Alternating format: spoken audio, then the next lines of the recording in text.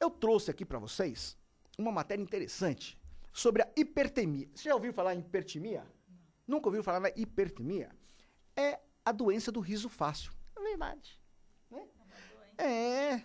Existem pessoas que tiveram a sorte de nascer com um temperamento alegre, que nas formas mais extremas é chamado de hipertimia. Felizes, apesar das decepções da vida, elas geralmente causam inveja em todos que as conhecem, porque não precisam fazer esforço algum para se sentirem assim. Olha aí, a hipertemia não parece ser uma doença. Não há nenhuma desvantagem aparente em ser eufórico e extrovertido. E sabe-se muito pouco sobre as pessoas com hipertimia, pela simples razão de que elas não vão aos psiquiatras reclamar de que são demasiadamente felizes. Será que eu sou hipertêmico? Será que eu sou hipertímico? Com certeza. Será? Naturalmente, a noção do temperamento da hipertemia não é nova. Há cerca de 2.400 anos atrás, Hipócrates, o pai da medicina, propôs que uma mistura de 4 humores básicos, que era o sangue, a fleuma, a bile amarela e a bile negra, determinavam o temperamento humano. Então, dependendo do humor predominante, a natureza de alguém seria feliz, triste, irritável ou fleumática. A ciência moderna, ela renomeou esses humores como neurotransmissores, como a serotonina e a dopamina, e tentou conectá-los aos estados mentais anormais. A depressão, por exemplo, seria resultante de um déficit funcional de serotonina ou norepinefrina no cérebro. Olha aí que legal! Então, se algumas pessoas nascem felizes e continuam felizes sem razão aparente, isso significa que a felicidade não é nada mais do que uma boa combinação de neurotransmissores? Para a maioria das pessoas, não. Circunstâncias e experiências contam muito e ser feliz exige trabalho. Mas as pessoas com hipertemia têm um caminho mais fácil. Elas tiveram a sorte e podem ter a felicidade embutida nos seus genes. Olha aí que legal. As pessoas com hipertimia podem compartilhar uma tendência de serem altamente criativas, motivo pelo qual estão mais presentes entre os escritores, como nos mostra, por exemplo, um estudo de 1987 com autores do curso de escritores da Universidade de Aoya, feito pela doutora Nancy Andreasen, a qual mostrou que a taxa de incidência da hipertimia, que é uma doença bipolar, em escritores é 4 vezes maior do que aquela encontrada em pessoas do grupo de controle. Olha aí. Por isso que eu escrevi, então, o livro Sorria, você está sendo curado. Então, eu sou um escritor, sou hipertímico. Vou procurar um médico. Os pacientes hipertímicos referem que tudo está colorido. Olha aí. Hoje eu trouxe uma camisa colorida para fazer a entrevista com a Robertinha. Uma camisa especial para fazer a revista com ela. Todos eles, então, os pacientes hipertímicos, eles têm um ânimo elevado, apresentam aumento da ressonância ao prazer, otimismo imotivado e se envolvem em atividades de risco. Isso que é perigoso, né? O cara não vê o perigo hipertímico.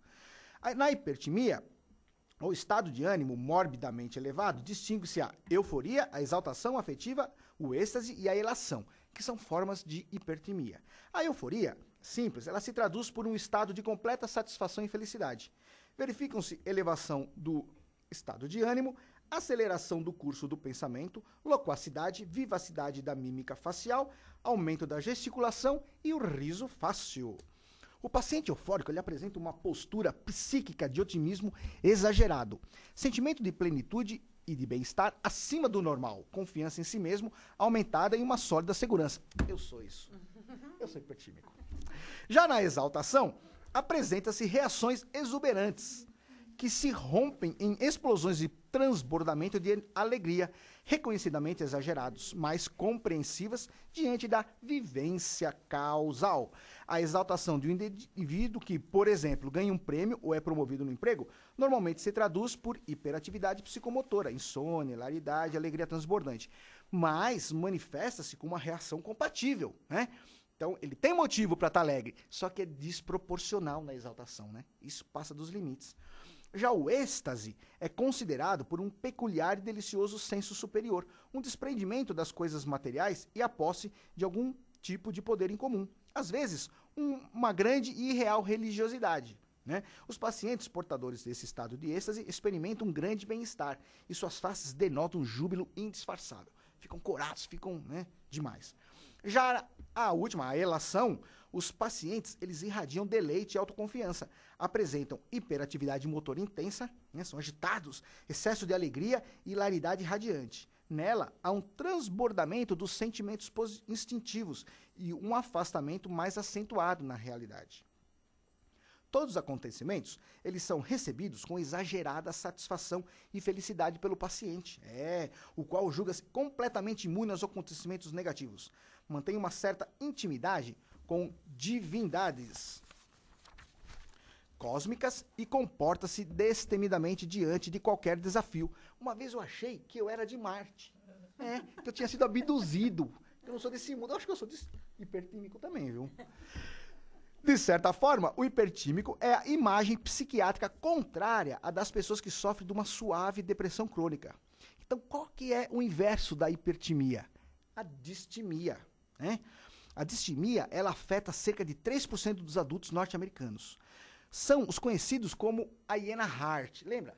Que falavam, ó dia, ó César, tudo estava sempre ruim, né? Sempre infelizes. Os atingidos pela distimia não têm muito prazer e batalham durante a vida contra um pessimismo persistente. Cerca de 90% dos pacientes distímicos passam por episódios de depressão mais severa em algum ponto em suas vidas. Na distimia, ou também chamada hipotimia, ou depressão, verifica-se o aumento da reatividade e sensibilidade para os sentimentos desagradáveis, podendo variar desde o simples mal-estar até ao estupor melancólico. Caracteriza-se essencialmente por uma tristeza profunda, normalmente imotivada. Os pacientes hipotímicos ou distímicos estão dominados por um profundo sentimento de tristeza sem motivo algum. Os doentes perdem completamente o interesse pela vida, né? Ficam baixo astral, down, né? Pessimistas. Nada lhes interessa do presente, nem do futuro e muito menos do passado. São rememorados apenas os acontecimentos desagradáveis. Só lembram do que aconteceu errado. As percepções são lentas, monótonas e sem cor, descoloridas. Ao paciente parece que os alimentos perderam o sabor habitual. A vida fica preta e branca, né? Aqueles que enxergam a vida preta e branca, cinza, né? Sem cor, né? E são pacientes deprimidos, né? Eles até dão a impressão de serem mais idosos, mais velhos, né? Fica com aquele semblante carregado, pesado. É isso aí. Se vocês quiserem conhecer um pouco mais sobre esse assunto, visitem o que aqui? Visitem a Friedman, né? O estudo do A. Friedman, publicado no The New York Times. Vocês podem acessar através do site www.psicweb.med.br. Gostaram, endorfinas? Gostaram, plateia? É isso aí, Vuvuzela.